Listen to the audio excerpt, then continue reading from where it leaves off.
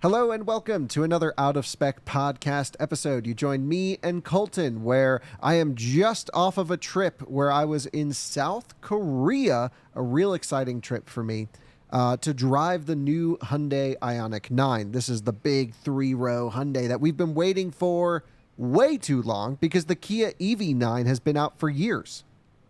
And Colton's an owner of the Kia EV9, so I brought him on to talk about, okay, as an EV9 owner, what are the experiences? We also have driven and thoroughly tested the entire competitive segment of three-row electric SUVs. That's kind of like our thing. It's like that and electric pickup trucks. So we're going to kind of go into the Ioniq 9. Of course, I have a full video on Out of Spec reviews, driving it for the first time, taking everyone on a tour. To be totally honest, Colton, I think it's a pretty bad video. Really? I don't like it. I edited it today. I really think it's such a poor effort. But I was like half asleep, and I had just filmed our big road trip video. I'll talk about that in this episode.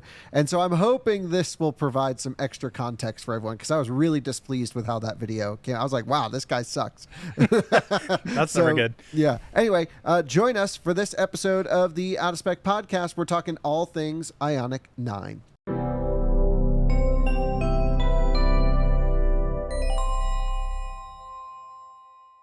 Welcome, Colton. Hello there. Hello there, and welcome. We are talking Ioniq 9. What's the price of the Ioniq 9? No idea. No idea. We don't know.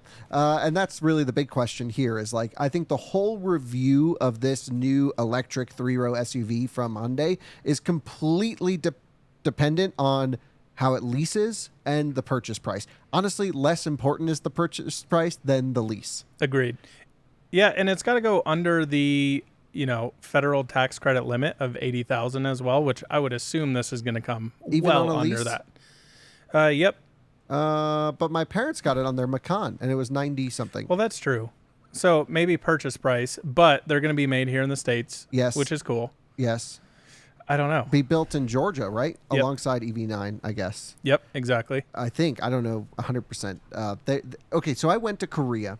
They invited me to Korea, and I was like, that's really cool. I've never been to South Korea. I've got to go to Germany for BMW stuff, for Porsche stuff, for, whatever. I wanted to go understand with the engineers, like, beyond just Ioniq 9, like why things are the way they are. For example, a big takeaway from this trip is we've always ragged on Hyundai Kia Genesis for having terrible EV route planning. Terrible. And after going there, it makes complete sense why. You don't need to charge. You can drive from one end of the country to the other, and you're not going up the North Korean border, because I tried. They won't let you in. And, you just don't need to charge. I mean, I went on the biggest road trip when I told Koreans where I was taking this thing, because there was like the program, and then I was like, I'm just going to steal a car and do my thing. Yep. And I went from the southern tip of South Korea in Busan all the way to North Korean border. Just as far as the road would go. I was like, let's just see what happens. And I charged, I only needed to charge once. Really? I did charge twice because I also needed to get back to Seoul. Holy cow. So we'll talk about the range, and it was cold, the cold weather performance, and so many things. But back to the reason of the trip, I was so excited to go because I thought, hey, I can meet some engineers and understand why they have a start-stop button in 2025, and why is CCNC still the worst software in any electric car that's sold? Maybe not the worst. I mean, it's pretty bad though. Nissan's Aria is pretty bad too, but it's no class-leading software experience. No. And I was like, let's go meet these people. That'd be cool. And then I went there, and there was literally no one to talk to. Really? Zero. Wow. They were like, oh, we didn't bring engineers to the program. I'm like, what? They're right down the street at the engineering center. Let's go talk to them. That's crazy. And you're a small country away from being, you're there. Just frustration level went to 12. And that's when I was like, just give me the keys. See you guys in 2 days. Yep, exactly. I was like, God damn. So, I go there, and we're at this hotel, and I sit in the presentation. They brought, I think, 59 global media. So there were 7 of us from the U.S., and it'll be the typical friends of ours that you guys know. Sophian was there, Alex on Autos, Andre from TFL, a bunch of other great creators. And we had a blast. I'm friends with all these people. So we're going to Korea. It should be fun. Heck but yeah. I'm also I'm taking 5 days out of my life to get one video. which really sucks. And we are feeling the pain. Like, the reason we haven't had a lot of out of spec reviews videos, because I've been all messed up on time zones and catching up on things. And it's like, oh, I'm not into these trips that take 5 days for one video. Thankfully, I got 3 videos out of the trip. Yep. So what I did when I was there was I made a review of the car, which is on Out of Spec Reviews. I reviewed a really cool charging station in Korea. And then I also filmed a road trip video that will go up at the end of this week, so days after this podcast and the reviews of our road trip. And me and the Ioniq 9. The road trip from Busan to North Korea. And I learned a lot about the car. I drove the car about 1,000 miles. So I really did get some mileage in it. Got charging on high-powered DC charging on supercharging, and learned a ton. So I guess let's run through the car. That's why people are probably listening to this episode, and then we'll talk about the rest. So it's similar underneath to EV9. Right. Similar. As in, like, yeah, pretty much almost identical, but the shape is totally different. Very different. Yeah, very streamlined. Sleek. Yeah, I don't like it. Okay. Do you like it? Yeah, I mean, I haven't seen it in person, so I'm not sure I can exactly say. I know Jordan, when he actually went to go look at it, that his video was up on reviews about 3 months ago or so, I think. Yeah, for the studio tour. He was really into it, and I'm like, ooh, I've seen the photos, but he's like, you have to see it in person. And it may be one of those cars that when I see it in person, I'm like, oh, wow, I kind of get it. But it does not photograph well. I think there's elements of the car that's cool. Like, I love their pixel theme where they got the squares everywhere. I think Ioniq 5 is just such a great looking vehicle. And then Ioniq 6 was kind of meh. At least it was interesting. And this is just odd. I don't know. I think the back of it's really rough. Okay. But like, if you park an EV9 and this next to each other, I'd go EV9 all day, every day, without question, just on design. Yeah, EV9s look great. And that's every time I see them, it's like, wow, that actually looks like a really premium car.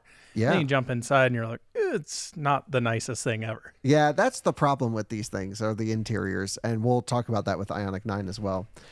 So should we run through some specs? Because there's 3 versions on offer. Yep, exactly.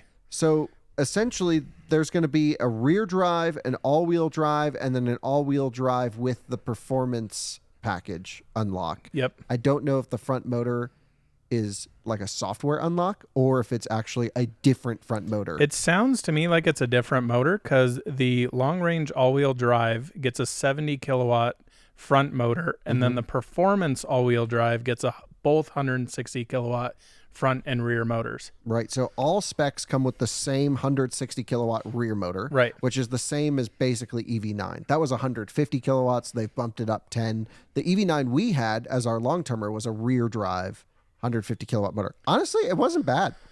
No, I mean, it's not a car that you like get in and you're going to go shred everywhere, but it's, it gets out of its own way at the hills. City speeds. Yeah. If you're climbing I-70, it's a lot different. Yeah, for sure. So they all get that. And then the all-wheel drive, yes, 70 kilowatt front motor, but is it then a software unlock to the 160, or that's a good point. Is it just a different motor? Don't know the answer, to be honest. No one there could tell me, because again, they didn't bring engineers. No engineers. Right. They also, like, when I asked like a few people, I'm like, does this do a clutch disconnect like every other E-GMP? Like, someone from Hyundai said no. And then I drove the car and it was doing it very clearly. Yeah. So it does the I pedal. You're in, both axles on. Yes. Level 3 is the rear axle only. So, like, just before anything else, like, I have a really hard time reviewing cars that, like, I know no one's ever going to watch my video and improve the car based upon it. Right. For example, when I review a Rivian, like, I'll get a call or a text from Wasim an hour after the video's up saying, hey, thanks for the feedback. We're going to adjust this, and we can't adjust that because of this. And, like, I feel like when we review a Hyundai, it just goes... You're just yelling into the void of nothingness. Yeah. And I brought it up with the PR people at Hyundai too. I'm like, what? Like, our videos are nerdier than the average. Like, sure. I'm going to regurgitate the press release type stuff. And they were like, yeah, well, we put the videos together and package it up and send it back to engineering for their feedback. And I'm like, hey, don't do that. I can guarantee you the people who need to see our videos have never seen our videos there. No. And the fact that they didn't even bring the engineers was insane to me. I've never gone on a program, an international global launch program, where there was no one there from like hardcore engineers. They brought 4 people for the presentation that were like really very top level for the car that didn't understand the details, and then they were gone. I never saw them again. Do you think it's the case of like the E-GMP platform has been out for so long and they're like, we didn't really do all that much. We, added a few kilowatt hours in the pack, juiced up the motors a little bit, and it's kind of like the same underpinnings as everything else? No, I didn't get that impression. I got the impression that they were trying to pitch this as like an all new thing. Really? Yeah, and it was like, a real iteration, heat pump, heat scavenging, which I was really impressed with their HVAC system, actually. There was like really nice components throughout the car, and they were like the design team and the engineering team actually collaborated. I'm like, you should be sitting next to each other. Like, just big company stuff, and they're learning, but they're just so slow to adapt. I mean, this is such a massive corporation. Even Hyundai Beyond Cars, like that's just Hyundai Motor Group, but they do like Hyundai equipment and construction and other stuff that is insane. They have a whole like beach. They have Hyundai Beach. That's crazy. They gotta clean the sand and also put route planning in their cars. Yeah, I went to Hyundai Beach. It was pretty cool. Okay, so yeah, 3 specs, all with that same rear motor. And the fast one, which is the one I drove a fully spec'd calligraphy performance, 4.9 seconds 0 to 60. So it's quick. It's quick. I don't think you need any more. I honestly think most people will be fine with the mid spec, which is that 70 kilowatt front motor. Yeah, I mean, we have a EV9 Land, and I mean, for our daily use, it's totally fine. There's the acceleration boost that you can do to bump it up to like the GT line performance of 4.5 seconds, but it's like, yeah, you don't really need that. So it's interesting. You brought this up before we started recording. The EV9 the EV9 GT line, not the GT, because there is an EV9 GT coming. Right. But the EV9 GT line is faster than the Ioniq 9. Right. Why? Which is weird. Yeah. I don't get that. And it's like quite a bit. It's like 4.5 versus 4.9 to 60. Yeah, exactly. I mean, that's a big difference. I don't really understand why.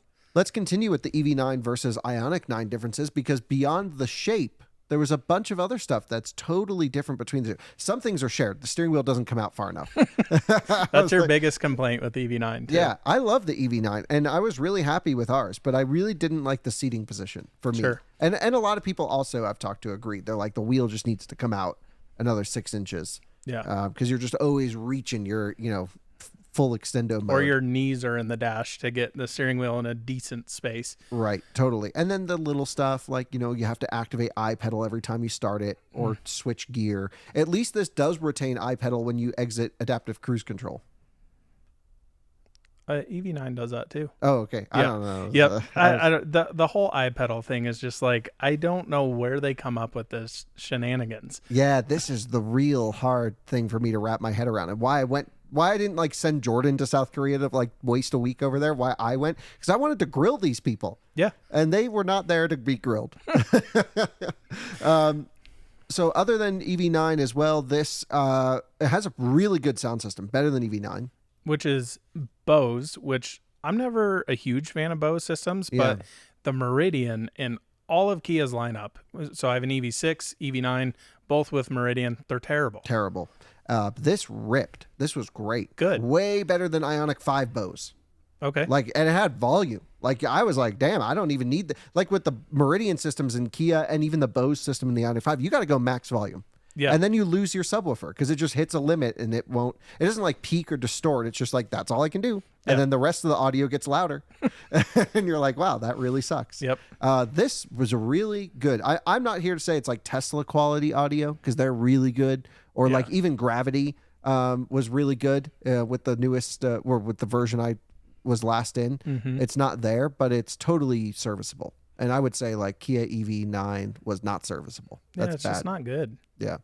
Other benefits were the biggest one to me, because the cars are ultimately very similar in the way that they're laid out and things like that. The real benefit here was the ride quality was way better than EV9. Really? You know how EV9 kind of porpoises? You hit a bump and you're like, whoa, hitting it over and over. 0. Really? Yeah.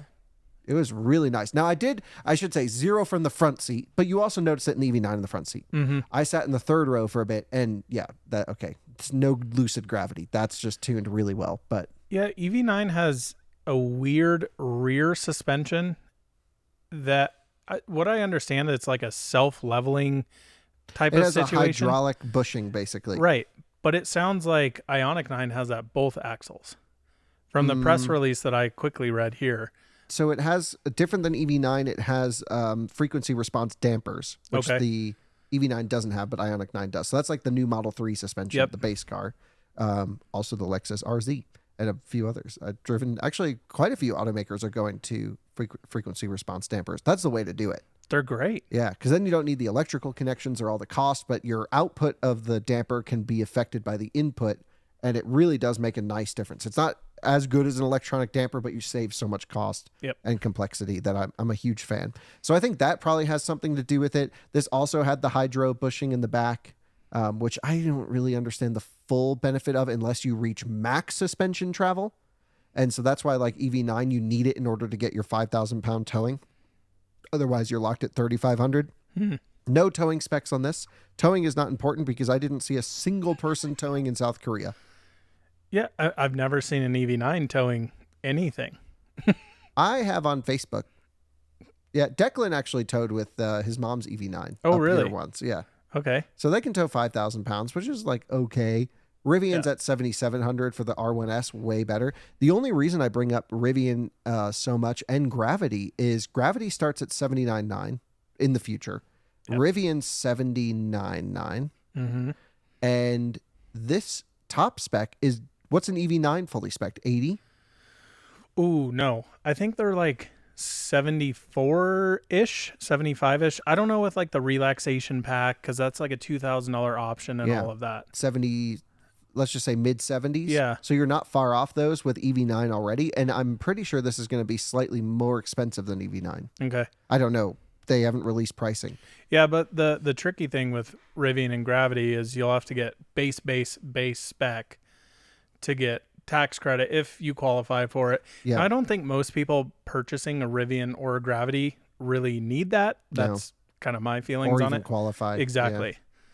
Yeah. But also like the base R1S rocks. That's great. It's got everything you need. It's LFP, full charge it. It's got good range. Yeah. You don't need anything more than that. Don't need anything more than that. So I think it's a fair comparison. I made a couple of those in the video. Couple annoying things. The battery is different than the EV9. And in a kind of a good way, actually. It's 110.3 kilowatt hours, up from 99.8. I want to say 1, but I remember that. I think it is 8. 99.7, 99.8, something like that. I think your 0.8 is right. The EV9 big battery, if you remember, is lower voltage than the small battery. Yep. This does not offer a small battery. It's big battery only. And I'm pretty sure it's just the next gen cell.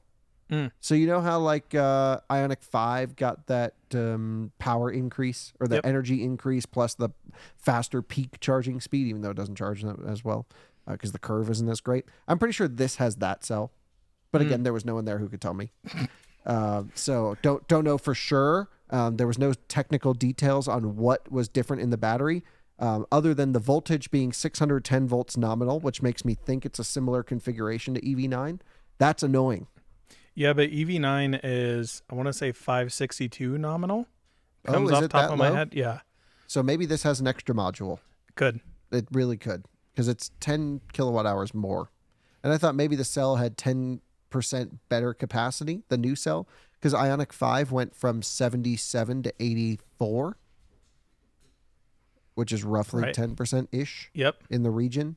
But if the nominal voltage is different, then the configuration has to be different here. Yep. And either they wired another module in series or they've added a module or something is going on. So it does sound like it is measurably different. But it charges better than EV9. Right. So it has more range and better charging than EV9, but not by much. We're going to run a side-by-side range test, of course, as soon as we can. Yep. It's going to be a few months, though. The EV9 charges at superchargers at 89 kilowatts. 84. 84 kilowatts. This will do 124. Okay, so that's better. That's measurable. Big difference, especially when you're talking 100 plus kilowatt hour packs. I mean, you're still 124 kilowatts on a 110 kilowatt hour pack is still over an hour when you factor in the taper down low and up top. Right.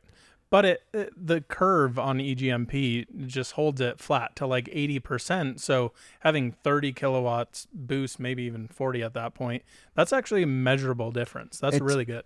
Huge difference between EV9 and this. And especially as this vehicle is going to launch with NACS and EV9 is going to have NACS and people are going to use legacy supercharging equipment that doesn't support high voltage in our market. It's a real problem.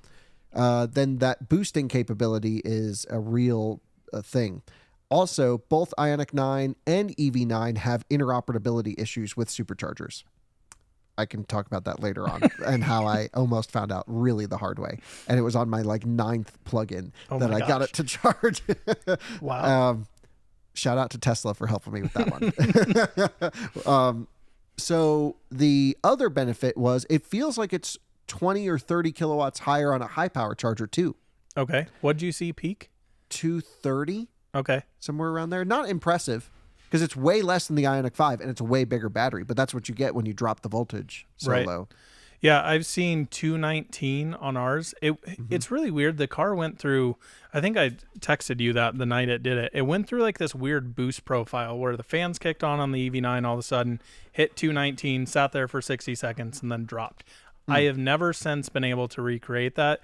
It pretty much sits flat out at like 210. Yeah, and I'm guessing the 219 number you saw was factoring in the cooling loads. Right. So, but it was in the car screen, not on the charge. I don't know. But the car shows port. Okay. I think. Yeah. They do show port rather than what's going into the battery, which makes it hard for our testing channel. But that's why we pull OBD data on them.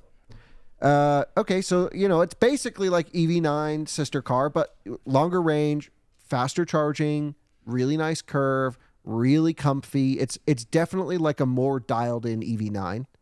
And I just think it looks a little bit worse. Okay. And but no question, it's pretty efficient. It was cold out and I was getting almost 3 miles per kilowatt hour. That's pretty good. Yeah.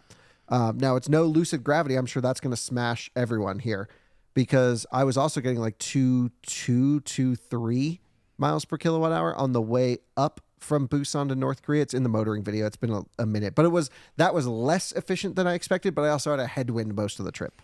Yeah, EV9 is not very efficient from my experience, especially when it gets cold. It is just, you're struggling to get 2 miles per kilowatt hour. Yeah. And this does have CCNC, so it has manual battery preconditioning, which is a great feature. It has actually usable route planning, Colton. Which, when you posted about that, I was like, what in the heck? I had no idea it would actually have that. Yeah, and they're apparently going to be doing a software update to at least other Ioniq vehicles coming soon. Cool. To update that. If anyone hears breathing, it's just Oliver breathing into the mic. Oliver's crazy today. Oliver, come on over here, bud. Good boy. Go on. He's doing great. So it has some really great route planning in the sense where you can not only select the state of charge you want to get to your destination with, which is how Tesla does it, which like almost doesn't really matter. Yeah. Do it at each charger. Yeah. That's how you want it. And this lets you do both. Cool. So it says, okay, I want to get to chargers at 5%. Or whatever the number. I don't know what it's in the video. I can't remember. Well, that's amazing because when you guys did Race to Vegas with all the 3-row SUVs, on the way back, you did it per the route planner and it was stopping max at like 60% state of charge. Yes, the way the previous route planner seemed to work, and it wasn't like followed a rule, but it would never tell you when to unplug. So the car would always recommend charging to whatever your DC charging limit was. So we set it to 80 just to not waste their entire life. And then it would just stop at every single charger along the way and get you to 80. And so they stopped like, I don't know how many times, but like 10 times. Oh my! On the way back from Vegas, on which an like 800-mile trip. Yeah, I think the EQS SUV I was driving has pretty good route planning, and that wanted us to do 2 stops. Oh my God! So it's just like you can have as good of a hardware package as anyone else, and they really do. They have a nicely tuned suspension for comfort. They have a really good charging battery. They've got the design. I'm sure will appeal to some people. But man, does their software suck. It's so bad. It's so bad. The Blue Link app's annoying. The Kia app is okay. I've had issues with it. We Yeah. just went through this thing recently where basically everybody in the States has the entire app went down. So there's no functionality of precondition my car, change, AC or DC charging, any of that. And it's just, you had to unplug a fuse to be able to get it back on. That's crazy. So It's that's insane. the kind of stuff. And then you've got like 12-volt batteries dying, and they put a light on the dash to tell you when your high voltage battery is charging your 12-volt. Who needs to know that? No one needs to know that. No. And the Korean spec cars don't show that. Oh, really? Yeah, they don't have that there. That's weird. Yeah. I couldn't see an EV6 with the thing on the dash. So the Ioniq 9 I was driving didn't have the thing on the dash, but the US spec might. Why? I just don't don't know. understand the point of that. Yeah. It must be for some serviceability thing. Don't know. Like, don't disconnect 12-volt when the DC to DC is under load. But like, it shouldn't be that big of a deal. So this is a whole other podcast, but what do you say to the people? Because every time I talk about Kia, it's just like, the car is great. The hardware is great. Software sucks. Yeah. And most people are like, why does the software matter? I don't even use it. Most people are just, throw it on CarPlay and do your thing. Yeah, I mean, if you're just getting from A to B, that's fine. And Yeah. if you're driving. But you have to look at the competition, which has Exactly. fully integrated. I don't even drive my car anymore. I just hit where I want to go, and it takes me there on FSD. Yep. And I just like pay someone attention. And here I am, like, will the car know what charger I got to stop at? It's like 10 years in the past. It really and so, is. Yeah, that's why we complain. It's like, is it a car that you can drive? Yes, I can drive a classic car around. But if you're going to spend the same money as a new Rivian R1S, it's got to have comparable software and features and integration and apps and stuff. Totally agree. But some people won't care, and that's fine. That's what I put in the video. I'm like, if you've made it this far in the video, you probably don't care about any of this, and you'll just drive the car. But to me, it's a non-starter. I couldn't deal with it. I mean, we deal with it because it's an A to B car. Like you said, you throw on CarPlay, you do your thing. My wife drives her 100 kilowatt hour battery pack to and from work every day, and that's about a 7-minute commute there, 7 minutes back. Yeah, and that's cool. It's just, it can work for many people. It's just if you're going to use the car in the context of comparing it to others, which is when you're making a purchasing decision, and the day-to-day lifestyle of this car is totally fine in the sense where phone is a key now, similar to EV9, which is great. You can get in, but you still have to hit a start button. You still have to select a gear. Like, that's fine too. I know people won't care. I'm just saying the competition, you don't have to do a thing. The start stop button is so annoying too, because the EV6 I don't have digital phone key on, so I have a fob. I'm used to the Tesla, I'm used to the EV9, and I can't even tell you how many times the fob is sitting in the cup holder. I get out, the car is running, and it's beeping at me, and then I have to go get back in it because the stupid start button. I hate it. Dude, I can be in my Rivian moving in reverse before my butt hits the seat. Yeah. I'm like, get in, foot on the brake pedal, grab reverse on the throttle, sitting in the seat. It's great. And I'm out. And then, I get in the key and I got to hit the button. Then I got to twist the thing 50 times. Then when I want to go to reverse to drive, you have to put your foot on the brake. Yep. What? It has one pedal in some cases. And so every time you want to back into a space, you pull in, one pedal drive stops the vehicle, you hit reverse. Now you're rolling in neutral and you got to grab the brake to get it in. It's just not well sorted. Mm-hmm. And these are the little things that wear me down. And it probably affects you and I more because we have the experience of every other car. Yeah, it's just a daily annoyance. And, starting out with EV6, EV9, I was like, wow, this is really great.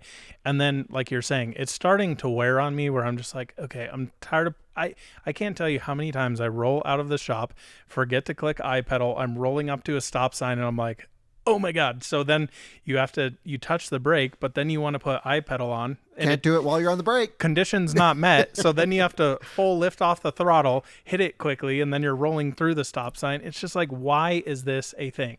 Yeah, the whole regen one pedal, it should just be toggle one pedal drive on. Mm-hmm. And then it should just remember that and stay there forever.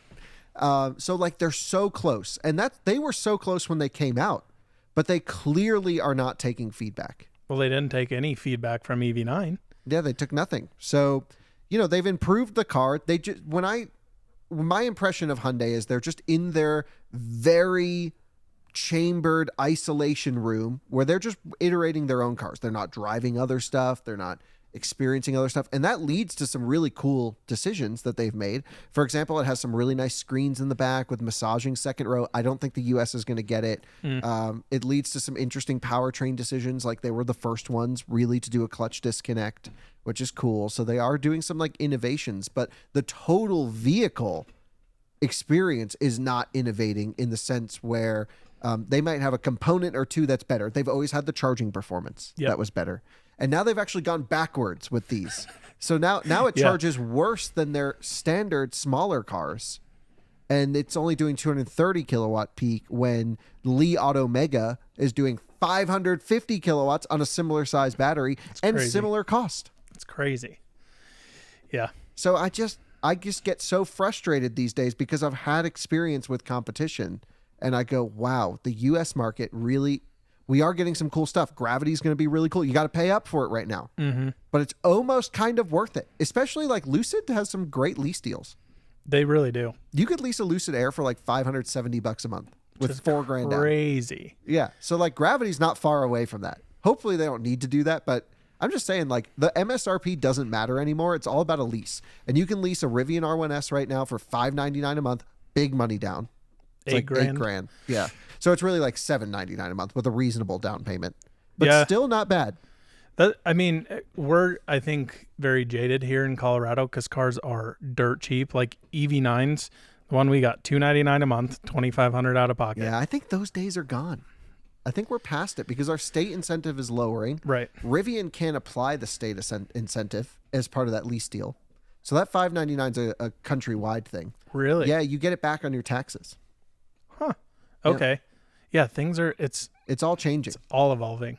So I figured let's just run through, if you want to scroll through the press release really quick, there's a couple interesting things in there. First of all, in terms of timing on when the Ioniq 9 is coming here, I will say this is an odd experience because it's one of the few times I've reviewed a car that I believe could be extremely significant, could be really amazing. If this car launched 4 years ago, everyone would be talking about the Ioniq 9 because there wouldn't be much competition out there. And yeah, finally an electric 3-row with, at the time, pretty good software. At the time, great hardware. And even today, pretty good hardware. And now I haven't seen anyone, like I posted about this thing on Twitter. No one seemed excited. Maybe it's the styling. I mean, we're in that weird phase where like, Gravity has just launched. Some people really love it, me being one of those people. I think you same. Yeah. And then you have the other people that are like, look at this ugly minivan. And I kind of think Ioniq 9 kind of has that weird look to it that it's going to take time to warm up. Well, R1S is proving to work because I went to the airport the other day.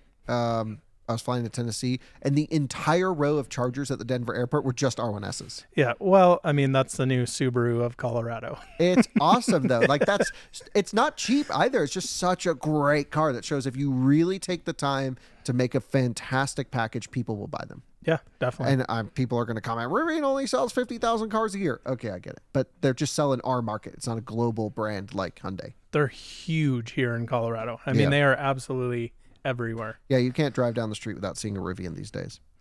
So it's going to, Ioniq 9 is on sale now in Korea. You can go and buy them. They were on sale when I was there. Set to launch in the US and Canada in the first half of 2025 with a phased rollout in Europe and additional markets to follow. So Europe is second half of the year. US and Canada's first half of the year. So that's in the next 3 months.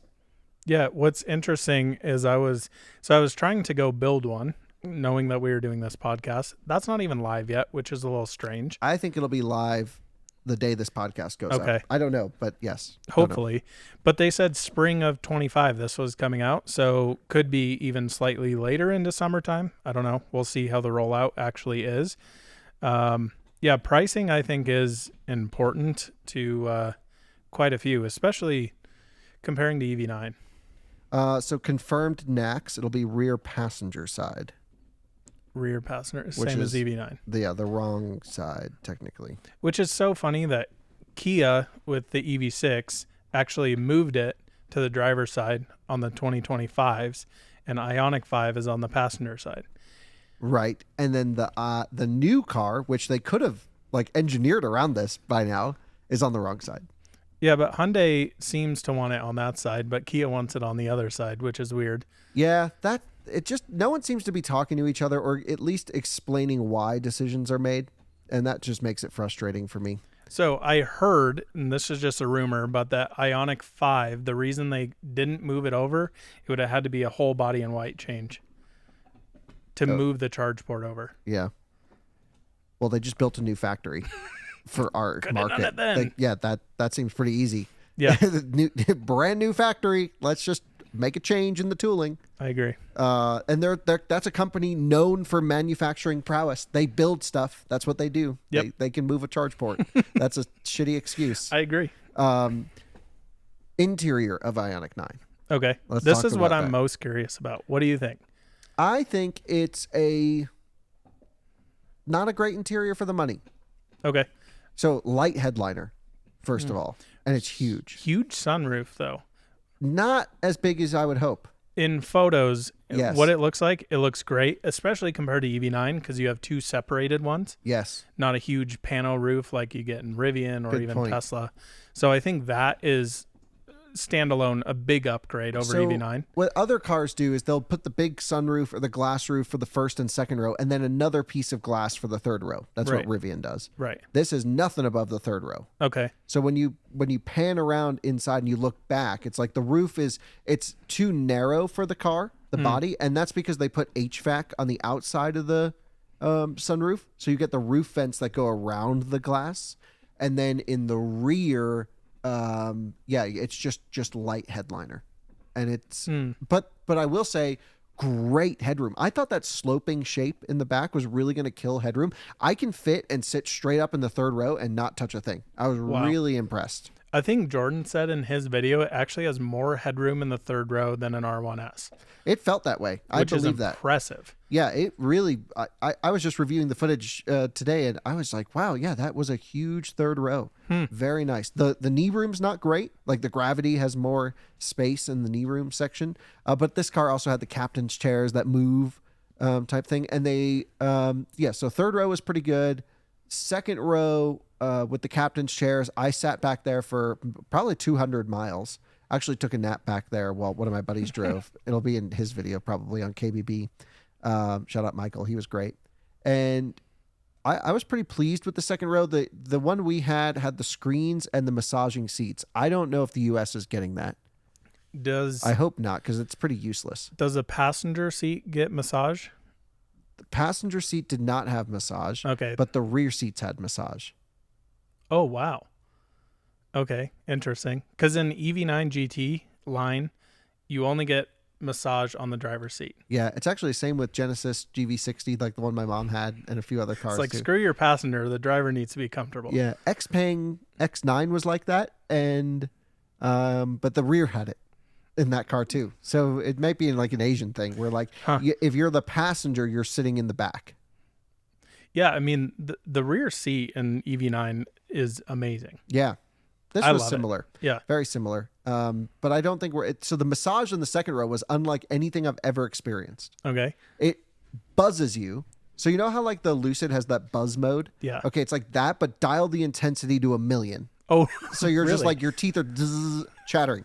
Then you can turn on jackhammer mode. Jackhammer mode. I don't know what it's called. But that's it Kyle's literally, mode. Imagine the guys in New York City that are digging into the pavement, construction workers. They put like 50 of those guys in the seat and you're just and shaking and it's not comfortable. There's a whole thing on like they did studies on how to improve blood flow, but I guess they just got to shake the shit out of you to get blood moving. Wow. They're like, it's the only one that actually works. Well, it's like the only one that no one's actually going to want to use. Also, another reason why I don't think we're getting it in our market, but I just have never seen such a exuberant seat massage system. That's wild. I wish everyone could experience. You also can't talk over it. It's so loud. Like it has the jackhammer noise. Oh my! Right into the back of you. And then what's annoying about that system is you're sitting there and you like put your elbow in the armrest. And that's where the on button is. So you just turn it on immediately. You're always adjusting the settings. You're like, am I going over cobblestones right now or what's going on? It really does feel like that. Wow. So that was interesting. I did notice when I rode in the second and third row, just some more body porpoising than I would like. But again, it's not an air suspension car. It's not a dual chamber thing. I thought it was really nicely tuned given the conditions of everything. Second row doors were nice. Materials were fine. It's that crappy Hyundai Motor Group leather that they put in everything that's greasy. Yeah. Not into that. No. It's just not. It's not a German dry hide. And I wish they would just do what Rivian does, which is like the perfect material. The Rivian's nailed it since day one. They've absolutely nailed it. Yeah, whatever the seats Rivian use, everyone just needs to use that. Yep. And it works for like cheap cars to the most expensive cars. Yeah, totally agree. It's like a classless seating surface. It's perfect. I mean, we've talked about this. I literally have a video going up the day this is live talking about leather interiors versus vegan interiors, leather-free interiors, and why I think, Rivian's done such a good job doing that. Your truck has, almost 60,000 miles on it now. Yeah. The seat looks brand new when you clean it. Totally. No wrinkles, nothing. It just looks perfect. Yep. It's just so impressive. And we haven't treated that interior super nicely. No. Front row. Okay, first of all, there's this like really cool center console thing. Moves to the back seat and things like that, It doesn't right? go all the way back. It slides forward and back, though. There's a cubby for the second row that pulls out, where like most Chinese cars have that, where they put a refrigerator or heater. This was not refrigerator or heater, but at least there's storage there. And then the armrest portion where you would normally lift up can be tilted. So the second row can tilt it forwards and you can reach in. Oh, cool. Which was kind of cool. So I thought that was a really nice touch. Other than that, there wasn't anything super cool. There was a great like just layout of storage, I thought. The door pockets are pretty small, like Rivian. EV9 small too, door pocket. Yeah, not sure exactly why it's so small, but I thought that was surprising. Other than that, there's a nice shelf down below that, as long as you're not driving it like crazy, stuff will stay there. But one launch and everything goes flying off the shelf. Yep. But there's like a little UV, just like the new Santa Fe has, where you can put like, your phone in this thing and give it a 3-minute treatment and it cleans it, I guess. Yeah, it's UV light. Is that in the front or is that in the center console? So it's in the center stack below the screen. Yeah. Okay. It's the one all the way down below the shelf. Are we getting that in the States? I think so. Really? Yeah. Well, we at least get it in the Santa Fe here. Yeah. Yeah. I didn't even know that. Yeah. So I drove the Santa Fe when I did Motor Trend SUV of the Year. Was so blown away with that car. I really thought it was going to win.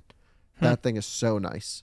And just an insane value. It was like $50,000 for a top spec. It's so nice. Wow. It was slow, but like who cares? It's like a great 3-row SUV.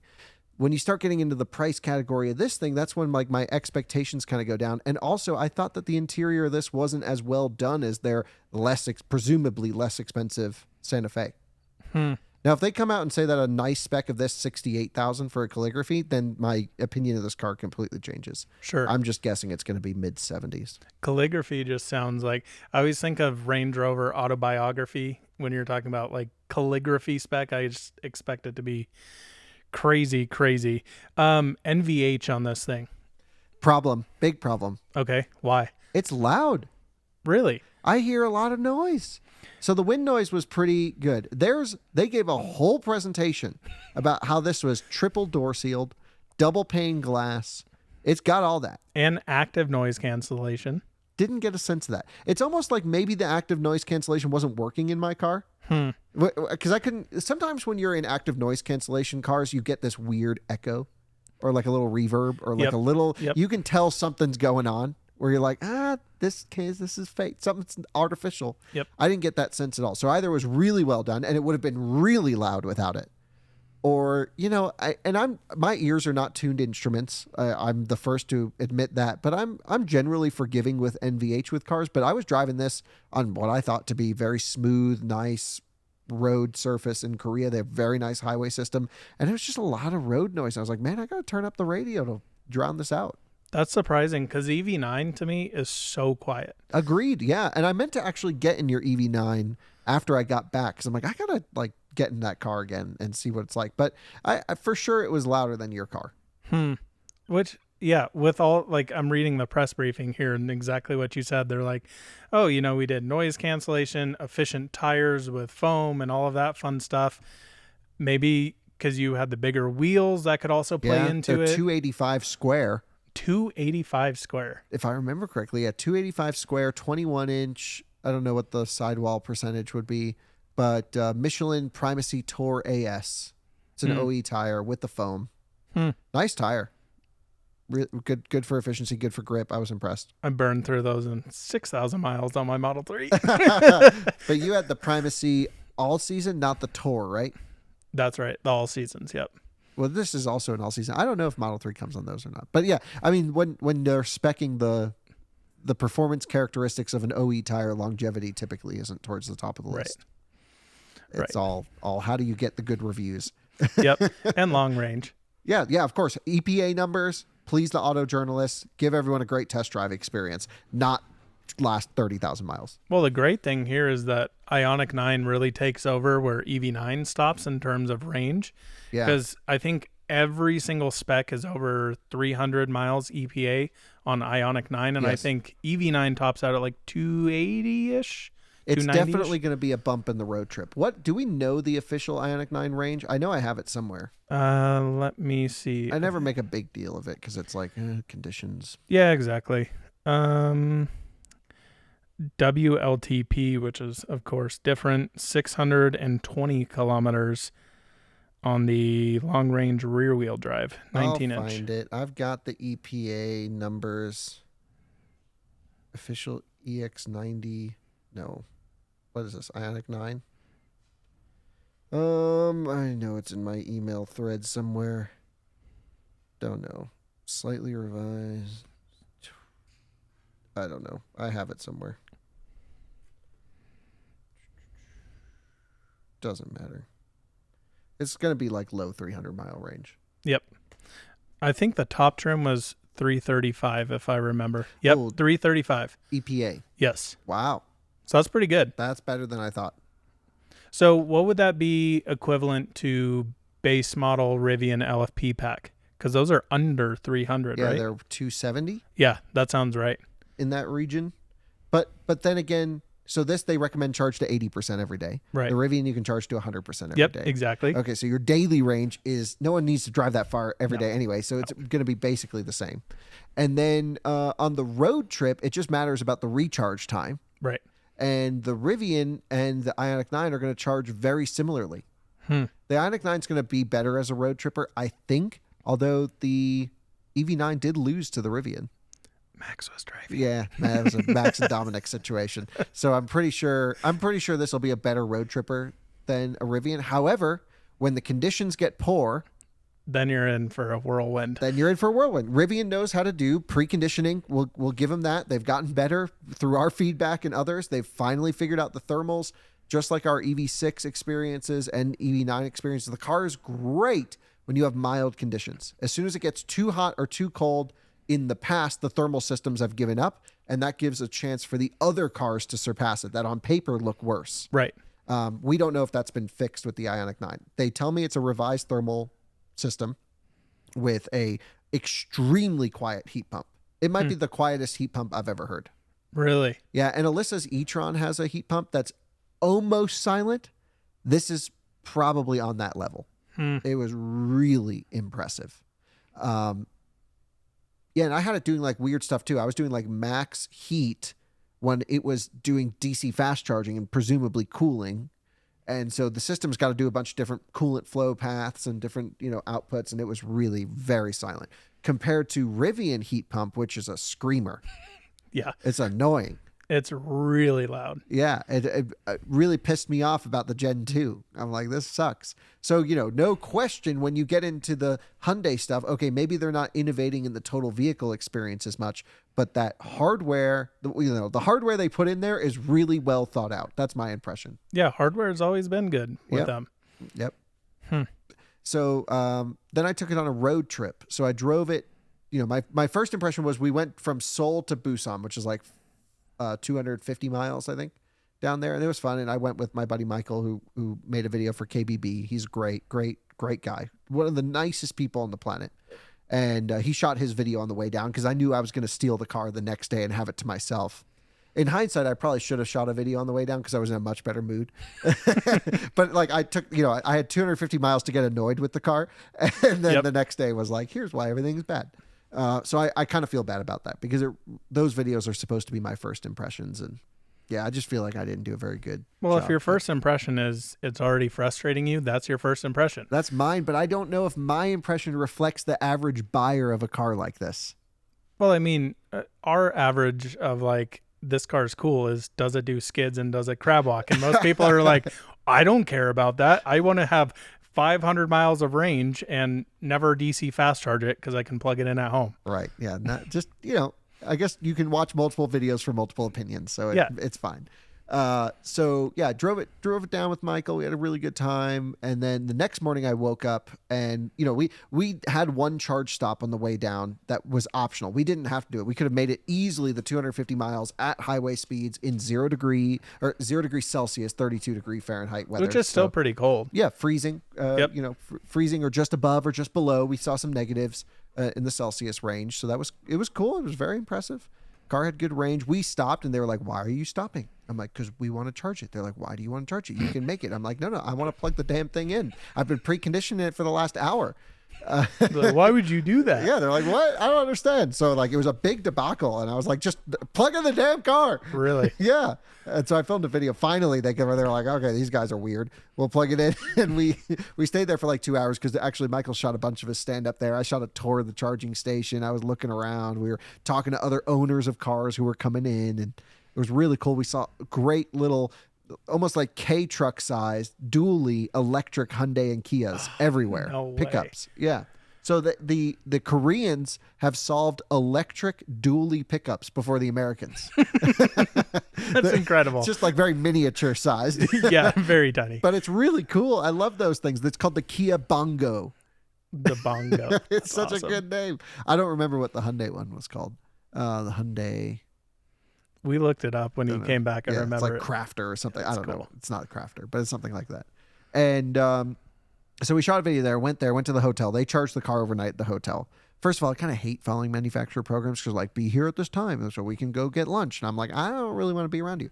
I just want to go drive. That's why I'm here. So the next day, that's kind of what I told everyone. I'm like, I'll see it. I know our flight's the next morning. Don't worry about me. I'll be there. I'm going to do whatever I got to do to get a good video. And so I woke up and I was going to go on a loop basically of South Korea because I came down the West Coast and I was going to go up the entire East Coast. And it's a beautiful drive. So the first thing I wanted to make sure was like, can I charge it? Because one of the problems we suspected on the way down was that because we saw the process that Hyundai used to plug in our Ioniq 9, which required like a phone confirmation with a local number. I was not able to get that charger working. And I had heard a rumor that you can't activate chargers in South Korea if you're a foreigner. Because there's like a weird, locked, kind of like China where you got to like have that thing and it, for security, it pings your phone to say, yes, I'm the one making the transaction. And so in the morning I was like, damn, how am I going to do this trip? No one's coming with me. I'm by myself. I don't have any, it's not like China where I really thought about it. I was just like, I woke up and I was like, oh, got to go to Korea today. So I was like, went over there and I was like, what? I don't even know where to go. And then I looked at the map. I'm like, I'm at the southern tip. I'm going to North Korea. Let's go all the way. Yep. And, it's like, I got to charge, probably twice to make it back to Seoul. And I couldn't, I went to a couple different chargers and I couldn't get any of them to work. This was before I left. So this was the morning of the next day. Oh, that was the heat that kicked on. Yep. I thought a door opened. I was like, who's here? Then I found that, they use NACS in that country.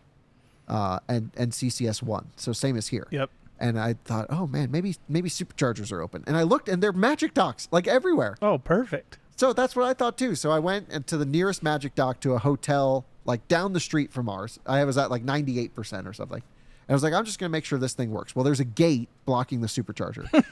And I'm like, okay. I pull up to the gate. There's no button to hit. The gate didn't open. And so, I'm like just sitting there. I'm like waving. I don't know. Some guy comes over. He's like, oh, Hyundai can't charge its superchargers. I'm like, what? It says in the app it's a Magic Dock and I can activate every single one. And he's like, oh, no. You can't charge it's just for Tesla. I'm like, no, I promise you it should work. and it's all a video. And so like after like a couple minutes of art, like straight up, like, bro, just let me in. I got to charge this damn car. He didn't know I was at 98%. Yeah. I get in there and then it wouldn't work. The guys, I told you. So there was a little bit of that, but it didn't work because it's not supported on superchargers. They are generally just like normal Magic Docks. You can charge anything on there. Right.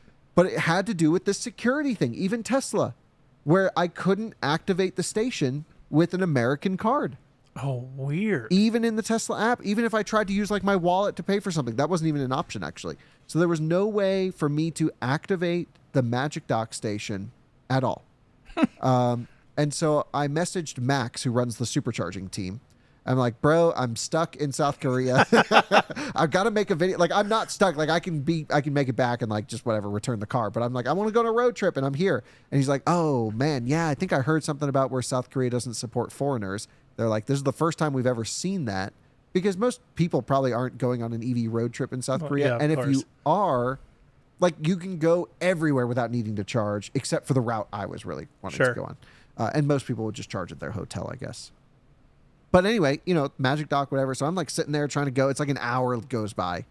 And Max messaged me and said, hey, I've got the head of supercharging for South Korea and then like another colleague. And they called me up and I'm like talking to them like, how can I get this thing to charge? And eventually they were like, look, thank you for bringing this problem to our attention. We are going to completely solve this one way or another. In the meantime, just use my account. So Sick. I got the South Korean login from, I don't know if I put them in the motoring video, but I don't need to like blow up their spot. But they're super cool. That's awesome. Yeah. So I got the login and just used their card. I was like, do you need to be reimbursed? They're like, it's on the company. That's so hilarious. And so I was like, great. So now we're ready to rock and roll. And I got it to charge. And then I called the guy over. I'm like, look, it's charging. And it's like an hour and a half later. But, Nice. you know, I was like, bro, it is open to other EVs. He didn't understand what I was saying probably, but it was working. That's And amazing. yeah, so got it. And then I was like, great, road trip, just Magic Dock it. So I had no high voltage available to me because they're still just V3 cabinets. Sure. And I went on a road trip. I got to my first stop at around 10% state of charge. Can't remember exactly. I could make it to other Magic Dock sites, but I can't activate any other equipment in the country. I'm just locked on superchargers. And I must have arrived at the perfect state of charge for it to have interoperability issues with Tesla. Ooh. Which they told me when I talked to the South Korean team. They're like, hey, we know of an issue with EV9. We're actively working with Hyundai and Kia to solve the interop problem. It has to do with the communication with the booster and our equipment. And they're like, originally we thought that some of the reason I couldn't activate the Magic Dock was because of the interop problem, before they realized it was also this payment issue. And then they gave me their login and it worked. So the first station I got to, I'm like, damn, I'm out in the middle of nowhere. I am way out in the middle of nowhere, hundreds of miles from Seoul. I've got no other option but Tesla charging. And it's not like I can call like Hyundai and be like, hey, I'm on the other side of the country with your car. Can you come bring me back? And it wouldn't charge. Like, I kept trying over and over and over to get it to work. And I'm like, oh, no. And right before I gave up, I, like, went to stall 1A. And I was just like, fingers crossed, plugged it in. And then it started charging. Because they would always start charging. It would charge. It would give me, like, 30, 40, 50 kilowatts ramping up and then die. Oh, weird. Yeah, so it would get through the handshake process and then it would ramp and then cut off. And we must have just got it right out of that window. And I was like unlocking the car, locking the car, heater on. I was trying everything possible, all the configurations. And I just, once it started charging, I'm like, great, I'm going to charge it to 100 and I'm not going to stop again. So that's actually, I guess I only did one charge stop. Yeah. Wow. So one charge stop to do the full loop. I don't know why I thought I did two. But yeah, because I was so nervous about having that happen again. It's understandable. That I was like, while I'm getting the juice, I'm in another country. I didn't plan. I got to get my flights in the morning. Just juiced it to like 90 or 95%. Can't remember. And then finished off the trip just fine. Went to North Korea border. Got turned around by a crazy security guard. I roll up and you're going through these barricades. So they make you zigzag through these like chain linked on top, all the barbed wire stuff. There's just a toll booth looking thing, but there's guards everywhere, machine guns everywhere. And I roll up and it's technically still South Korea, but it's the demilitarized zone, which is that gap in between. And it is open to the public. Like I just got there like 30 minutes after they closed it. So Oh, it wasn't wow. like the end of the world. It was still like South Korean troops. It wasn't like anything, but it was the end of the road. The security guard or the military personnel, not a security guard, like this was straight up machine gun, helmet on in the middle of like He's a ready nice to road. go. Yeah. And I roll up and I'm like, oh my God, this is really scary. I'm like, hey, do you speak English? And then it sounded like a 15-year-old girl. No way. She's like, no, I don't speak English. Just like that. Perfectly. It's on video. What? I'm like, you just said that. And I'm like, I'm just going to turn around. She's like, okay, yeah, turn around. That's such a weird experience. This looked like, maybe I was just like, whatever, like kind of freaking out, but this looked like a buff dude ready to fuck shit up. Technical term. Yeah. Oh, no, I don't speak English. That's incredible. And so, I sent a picture to our group that we were with. We had like a group text of everyone who came from the U.S. And I'm like, guys, I might need you to come rescue me. That's so funny. Yeah. I talked to you earlier that morning and you're like, oh, I'm going up to North Korea. I was like, you are out of your mind, dude. But that's awesome. Actually worked out great. There's like plenty of stuff to do. There's like military museums along the way. It was really cool. So I definitely don't really like, I didn't fall in love with South Korea this trip, but if I ever go back, which, I probably very few places I like come back from. Like, I'm okay if I never go back there. Sure. But I really would be okay if I never go back. I saw the whole country. But if I ever do, I want to spend some more time in the DMZ, see the military stuff, all the 1950s, like Korean War, leftover. There's American tanks and helicopters and other stuff there too, which would be cool to see. Cool. Yeah. And then I returned the car and ended the video. But that was my Ioniq 9 experience.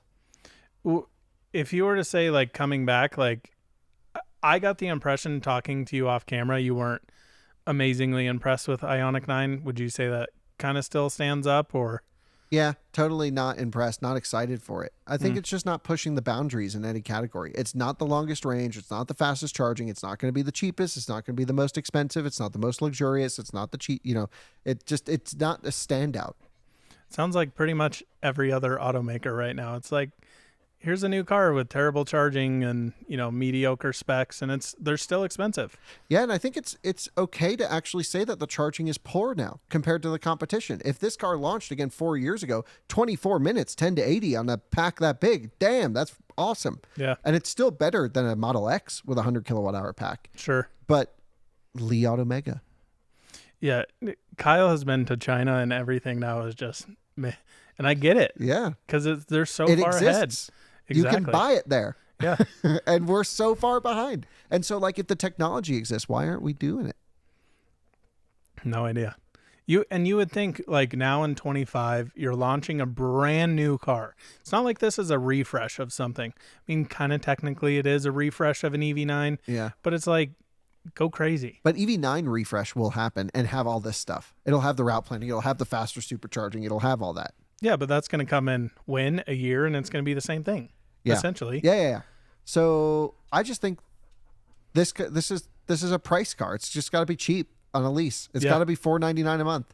Yep. If a Rivian's $599 a month, this has got to be $499 a month. I think it will be. I don't know. Yeah. EV9s are still leasing well from what I've seen. Yeah, they're very popular. Yeah. And it's a great car. Like, if you're just going to lease it for a few years, it's cool. Or if you're going to buy it used, it's cool. I think just like any new electric car, they're just going to tank in value. Yeah. Yeah, definitely. And I'm still not sold on the software integration or even the screen size. Like, when the back seats have a better screen than the front seat, that's kind of lame.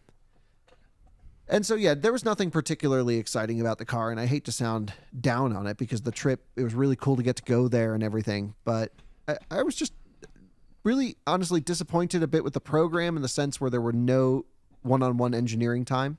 Yep. I also thought like it would have been a great opportunity to go to the engineering center and nerd out. Right. There was zero nerding on any of this, which was a little bit annoying. I mean, right at the end, I drove to the airport with the PR manager for our market, and like we went through their technical information, which is really legitimately like the limit of what they can tell us about the car. Cause they're like, the engineers give the stack of here's everything we did. And then you can explain that to your journalists or whatever in your market. And, there was some good info in there. There was like, okay, what was the issue that keeps bricking those things? It's the ICCU. the ICCU has been updated. It's now more power dense and weighs less. So I thought, okay, that's cool. New ICCU. Hopefully they fix the problems. I didn't get any answer on that. I just know it's a new ICCU. I know that the inverters are silicon carbide in the rear and silicon in the front, same as other E-GMP stuff. But it's just like reading the technical manual. But like, I'd like to talk to people and understand the why. Yep. And that was really a big disappointment. And I think that probably jaded my opinion of the car a little bit because I care so much about the thought process that goes into engineering. And then if I can see like I have problems with the Porsche Macan EV. We've done a whole episode on them, but I know the people who engineered the car and I kind of know why the car turned out the way it is. And I feel like internally that just makes me feel maybe I give it a little bit more of a pass, or I'm like, hey, like they really did try. But I didn't get that impression from going there with these guys. And that just makes me a little bit sad in a sense that we just didn't get to meet the people who were responsible for bringing this to market. We saw like the heads of the departments that weren't into the details, and it was just I'm pretty sure we just sat in a room to listen to their presentation so they could get a photo of all the journalists globally and show it to like the CEO and be like, look at what we did. We brought all these people here. Wow. That was my, I feel like I was there more for them than I was for me. That's not a good impression at all to have.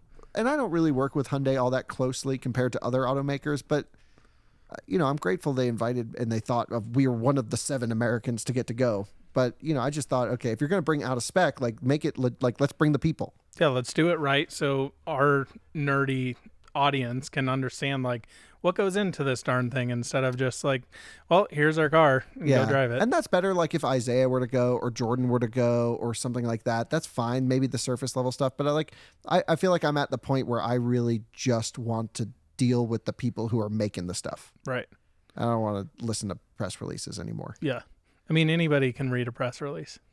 Yeah. But and there was nothing learned. Like the whole thing could have been an email. The driving it was cool, but that's the least important part of an SUV. Let's be honest. Yeah, they just go down a road and that's about it. It's basically, and like I have some issues with the pedal mapping and other things, but in general, it's a nice driving car. So I do think if you park an EV9 and this next to each other, based on styling, I said I would take EV9. I would take the Ioniq 9 because of the technical updates. It's the refresh. If EV9 gets everything, now I'm back in the EV9 camp. And I think it's going to take away from EV9 sales. It's a little bit of a cannibalizer. Well, I mean, it's really interesting too because I really like the Kia stuff over Hyundai. Like even just looking at Ioniq 9, I'm like, I would rather have an EV9, even with all the technical updates, things like that. But it's really interesting. You go to chargers here. How rare is it to see an EV6 versus Ioniq 5? They are everywhere. Yeah, there's got to be 8-1 Ioniq 5s. Huge difference, which is kind of surprising to me. Yeah, totally. So I think Hyundai's perceived as a nicer brand. Yeah, and I feel like the opposite because I feel like Kia's kind of the sporty, fun one, and Hyundai's more of like kind of the corporate, boring, menene kind of one. Yeah, until you drive an N. Yeah, the N's are crazy. Yeah, N's are pretty cool. So that's the trip. It was it's a cool car. I don't think I thought about the car until today since I drove it 2 weeks ago. Yep. It's not one of those that was like, oh, I was blown away. I mean, there's some cars you get in. I mean, we get to drive so many different things. Some you get in are like, damn, this is incredible. And others you're like gravity. Yeah. Others you get in, you're like, well, I drove it, through a parking lot and I'm kind of done with it. The gravity kind of ruins me too because, everyone's going to say it's 130 grand. That's fully spec'd. It starts at under 70 or under 80. The loading height of the gravity is so low. Yep. This is a good foot higher. Yeah. Just to like lift your stuff over and into the back. The packaging is surprising though with Ioniq 9. It's quite a bit smaller than R1S and actually very comparable in space. Like especially you get into the second row in EV9, Ioniq 9, way more second row space. Yeah. Third row, more headroom. Now I think Rivian is interesting because they really prioritize like ancillary space, like front trunk, under the rear, storage there. But I'm like, I would rather be more comfortable as a passenger than my luggage be comfortable. That's just a thing for me. Yeah, I'm not a huge front trunk snob. Yeah. I'm okay. I don't really use it very much. The stuff that I put in my front trunk is like stuff that is stored for a while. So like toe straps and Right. tie downs, whatever I keep in my Rivian. And then I've noticed that I don't use the front trunk in my Cybertruck because there's no lip to hold it in. So I like to stuff everything in there. Oh yeah. And there's no lip in the Cybertruck. And I always thought like no lip is good, but not in this case. Well, Cybertruck's is small too, but yeah, I mean, Ioniq 9 gets no different size front trunk than EV9. It's the same. I am glad that they do, when you get a rear wheel drive, they actually give you more storage space. Yeah. I think that's really nice because like Model 3, you don't see that. Or Right. Model Y, when you get a rear drive only, the front is still the same size. Yeah, because the radiator is the limiting factor. Yep, exactly. Anyway, that's the Ioniq 9. Thanks for joining, Colton. That was a fun episode. Hour, 10 minutes. Nice. Perfect. Flew by. Yeah, it did. As these should be. If you've made it this far in the episode, maybe tell us if you think we should make the hub casts, or whatever we're going to call this one, a separate channel from the podcast, which Isaiah does, which is more news. Yep. So I think we might rename podcast. I don't know how we're going to do it, but I think there's a space for news and podcasting. Yeah, long form podcasting. Yeah, for sure. And I think this is more fun. Yeah, I love it. So thanks for watching. Thanks for listening. And hope you have a good rest of your day. Thanks to Hyundai for the invite to South Korea. But next time, bring some engineers. See you later.